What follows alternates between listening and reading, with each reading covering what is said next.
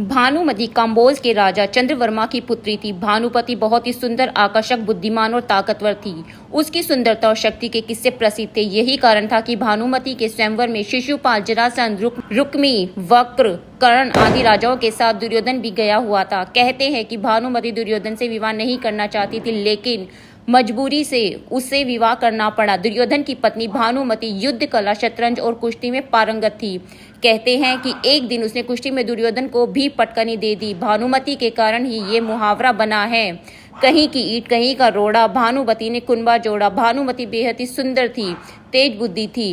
गंधारी ने सती पर्व में बताया कि भानुमति दुर्योधन से खेल खेल में ही कुश्ती करती थी, जिससे दुर्योधन उससे कई बार हार भी जाता था। कहते हैं कि जब भानुमति हाथ में माला लेकर अपनी दासी और अंगरक्षकों के साथ दरबार में आई और एक एक करके सभी राजाओं के पास से गुजरी, तो वह दुर्योधन के सामने से भी गुजरी। दुर्योधन चाहता था कि भानुमति माला उसे पहना दे, लेकिन ऐसा नहीं हुआ। दुर्योधन के सामने भानुमति आगे बढ़ गई। दुर्योधन एक क्रोधित होकर तुरंत ही भानुमति के हाथ से माला झपट कर खुद ही अपने गले में डाली। इस दृश्य को देख सभी राजाओं ने तलवारें निकाली। ऐसी स्थिति में दुर्योधन ने भानुमति का हाथ पकड़ा और वह उसे महल के बाहर ले जाते हुए सभी योद्धाओं से बोला, कर्ण को परास्त करके मेरे पास आना। अर्थात सबने उस योद्धाओं से कर्ण की युद्ध की चुनौती दी, जिसमें कर्ण ने सभी को परास्त कर दिया। इस तरह दुर्योधन ने भानुमति के साथ जबरदस्ती विवाह कर लिया।